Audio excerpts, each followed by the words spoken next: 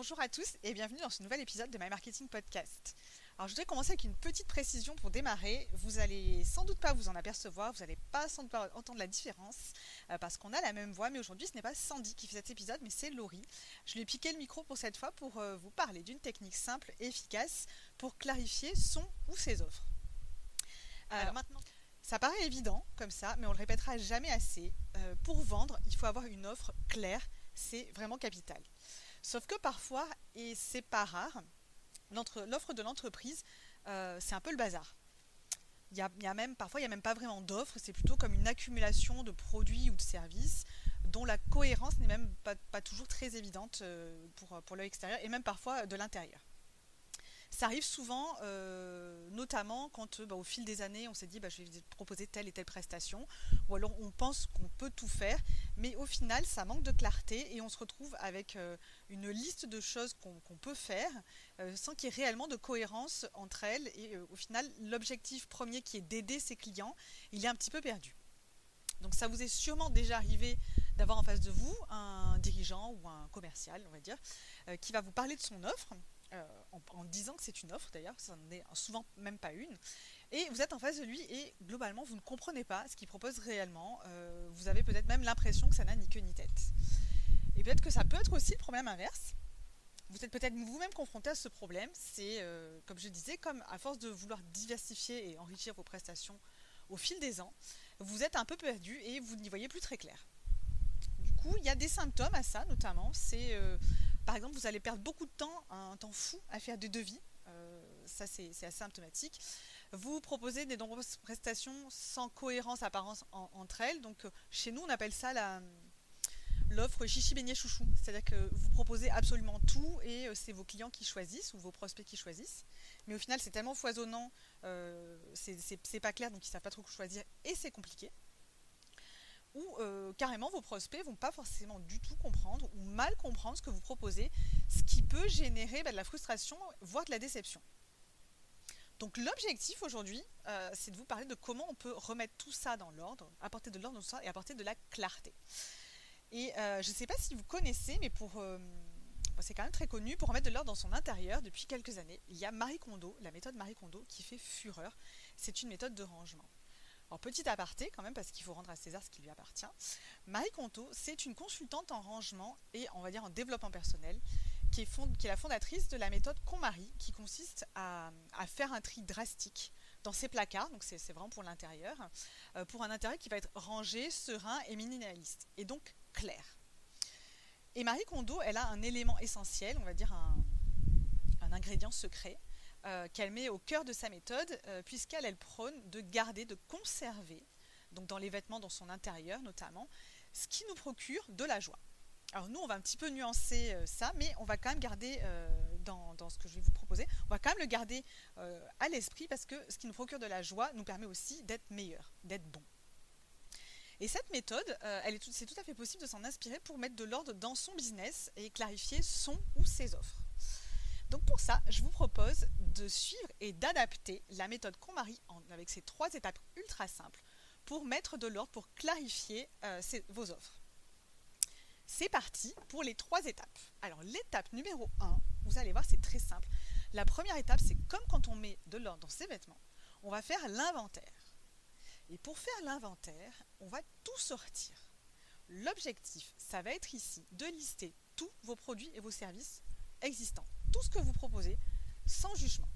Comme pour les vêtements qu'on va sortir du dressing et qu'on va empiler sur le lit pour prendre conscience de tout ce qu'il y a dans nos placards, vous allez prendre le temps de lister scrupuleusement tout ce que vous proposez, tous vos produits, tous vos services, absolument tout. Je vous demanderai d'être honnête et rigoureux et surtout factuel. Il ne faut vraiment pas faire l'impasse, parce que cette première étape, elle va vous permettre de constater tout ce que vous proposez. Et pour pouvoir ensuite passer à la deuxième étape. Donc ne faites pas l'impasse sur cette étape, prenez le temps de tout sortir pour pouvoir ensuite passer à l'étape numéro 2. Et cette étape numéro 2, c'est le tri. Dans une deuxième étape, on va trier. Donc une fois que vous avez tout sorti, une fois que vous avez votre liste de produits et services, n'en ajoutez pas pour l'instant. Par contre, c'est une liste de produits et services que vous avez vraiment, que vous proposez vraiment. Ce n'est pas ceux que vous voulez faire, c'est ceux que vous avez vraiment en stock chez vous, on va dire. Vous allez les trier. Et le tri, c'est le point d'orgue pour clarifier et mettre de l'ordre. C'est valable pour les vêtements et c'est valable pour vos offres également. Cette étape, elle est souvent redoutée parce qu'en fait, on va être un petit peu face à des choix et on sait que en général, les choix ne sont pas toujours très simples puisqu'on a souvent, comme pour les vêtements, on a souvent l'impression que tout est utile et qu'on veut se séparer de rien. En réalité, c'est faux et on doit en passer par cette étape qui peut être plus ou moins douloureuse pour évaluer l'utilité et la pertinence de vos prestations. C'est redouté, c'est une étape redoutée parce que qui dit tri dit souvent possible séparation ou abandon.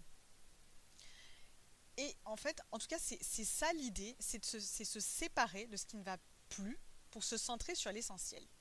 Donc de même que quand vous allez faire le tri de vos vêtements, vous allez vous dire ce vêtement il est trop grand, ce vêtement il est passé de mode, ce vêtement je ne m'en sers plus, et bien vous allez faire la même chose pour la liste de produits et services que vous avez listés dans l'étape 1.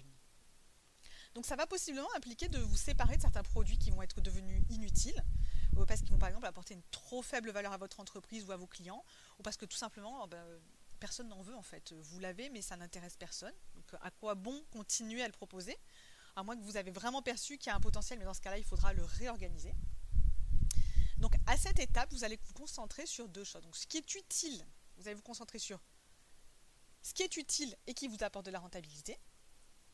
Bien sûr, vous allez regarder ce que vous vendez le plus facilement, ce qui est le plus demandé par votre audience cible, et ce qui vous apporte de la rentabilité.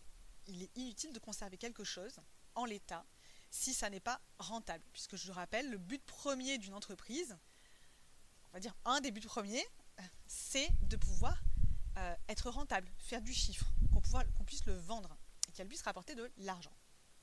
Donc il y a une première notion de rentabilité. Et il y a aussi une deuxième notion qui est un des fondements de la méthode KonMari, qui est est-ce que ça vous apporte de la joie? Est-ce que vous aimez ça? Est-ce que ça vous fait vibrer? Est-ce que vous kiffez? Donc Marie Kondo, elle utilise une formule consacrée qui tient une petite question en anglais qui dit Does it spark joy? Est-ce que ça, je ne sais même pas le traduire en français d'ailleurs, est-ce que ça vous procure, on va dire, on peut le traduire par est-ce que ça vous procure de la joie? Et ça peut paraître un peu simpliste, ça peut paraître un peu curieux, mais en réalité, c'est une dimension essentielle, même dans le business. C'est quand même compliqué de proposer des prestations qui ne nous plaisent pas. Donc parfois, on ne va pas se mentir, c'est pas simple de s'avouer qu'on n'apprécie plus quelque chose de notre business, qu'on a peut-être préalablement apprécié, mais qu'aujourd'hui, on a moins envie de proposer, ou qu'on n'a plus du tout envie de proposer. Donc c'est pas la peine dans sa méthode à elle prend les vêtements, elle les serre contre elle pour savoir si ça lui procure de la joie. Je ne vous demande pas de serrer très fort contre vous vos produits, encore moins vos services parce que ça risque d'être compliqué, pour savoir s'ils procurent de la joie, mais je vous demanderai juste de vous poser la question et d'être très sincère, c'est est-ce que, même si c'est rentable, est-ce que vous voulez continuer à le faire? Est-ce que ça continue? Est-ce que par exemple ces prestations qui sont certes rentables mais qui ne vous procurent pas forcément beaucoup de plaisir, est-ce que ça correspond aussi à la cible, l'audience cible que vous souhaitez aujourd'hui adresser? Ça peut aussi être ça, parce que le kiff c'est aussi de vous adresser à une clientèle que vous n'avez pas encore abordée. Donc si ce n'est pas le cas, et dans ce cas-là, mettez-le de côté. C'est une étape délicate, mais c'est indispensable pour définir une offre claire. Et une fois que cette deuxième étape du tri est faite, donc ça peut nécessiter quand même un petit moment, vous allez pouvoir embarquer dans la troisième étape. Et la troisième étape, c'est ranger. Ranger. Donc ça, c'est vraiment l'ultime étape. Une fois que vous avez tout sorti, une fois que vous avez tout trié, vous allez ranger. Vous avez donc déballé, listé, trié, décidé ce que vous allez garder ou pas. Maintenant, vous allez les organiser. Et si vous connaissez un petit peu la méthode KonMari, elle utilise beaucoup de boîtes pour ranger notamment les vêtements. Et personnellement, j'aime beaucoup cette idée de boîte dans le business également. J'ai souvent l'habitude de dire qu'est-ce qu'on met dans la boîte, et la boîte, ça représente en fait l'organisation de vos outils et de vos prestations en solutions pour aider votre client à résoudre son problème.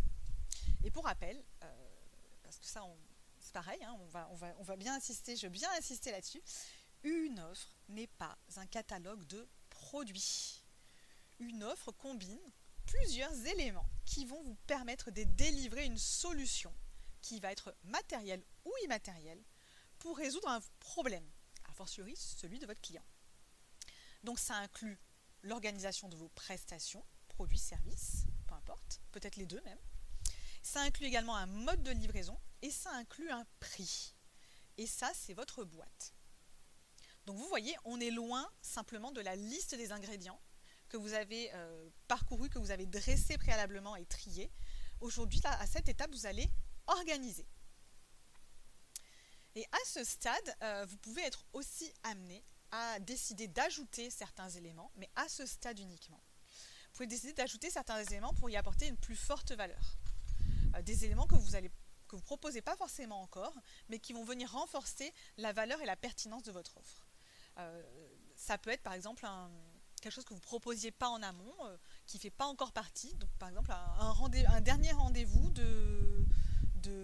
pour finaliser, vous faites de l'accompagnement et vous allez choisir, vous ne le faites pas encore, vous livrez la prestation, peut-être que vous allez dire je vais formaliser un livrable que mon client pourra garder avec lui. Je ne l'ai pas encore construit, il n'existe pas encore, mais je sais que je veux l'inclure dans cette offre. À ce stade de la méthode, vous pouvez le faire. Alors là, on s'éloigne un petit peu de la méthode qu'on marie, mais pour travailler sur vos offres, ça me paraît essentiel. Donc je vais récapituler ces trois étapes simples issues de la méthode Marie Kondo pour clarifier vos offres. Tout d'abord, étape numéro 1, on fait l'inventaire. On sort tout, on déballe, on liste, on répertorie. C'est le grand déballage et à ce stade, on ne change rien, on fait juste la liste et on regarde ce qu'on a dans le magasin. Étape 2, je garde, je jette. Alors je jette, c'est plutôt j'arrête. Quelles sont les prestations, les produits, les outils, les services que vous souhaitez conserver et continuer de proposer à vos clients? Qu'est-ce qui est rentable? Qu'est-ce qui se vend facilement? Qui est rentable aussi, évidemment. Et surtout, qu'est-ce qui vous plaît de réaliser dans ces prestations? Est-ce que vous kiffez? Qu'est-ce qui vous fait vibrer? Donc on le répète, does it spark joy? Et la troisième étape, après avoir tout sorti et tout trié, on réorganise. On organise toutes nos offres avec une liste de produits et de services, un mode de livraison et un prix. Et histoire de ne pas retomber dans les vieux travers avec un listing et des offres, des prestations qui foisonnent. Vous êtes donc maintenant prêt à mettre de l'ordre dans vos offres en 3 étapes ultra simples et donc inspirées de la méthode Marie Kondo. Mais avant de finir, je voudrais juste faire un petit rappel qui ne fait jamais de mal.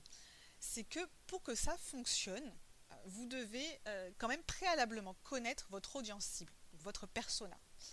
Parce qu'évidemment, vous devez prendre du plaisir à proposer votre offre, elle doit être rentable, mais elle doit aussi être utile pour vos clients et correspondre à leurs attentes. Donc si vous voulez creuser ces sujets, parce que je ne vais pas tous les aborder aujourd'hui, si vous voulez creuser ces sujets stratégiques de l'offre, du persona, vous trouverez plusieurs articles et des ressources sur notre podcast et sur le blog de My Marketing Experience. Donc n'hésitez pas à fouiller, il y a vraiment une foultitude de choses. N'hésitez pas aussi à vous abonner à My Marketing Podcast pour être alerté des nouveaux épisodes. Et bien sûr, si vous pensez que ces conseils peuvent être utiles autour de vous, pensez également à les partager, vous ferez sûrement des heureux. Pour l'heure, je vous dis à très bientôt et très bon rangement.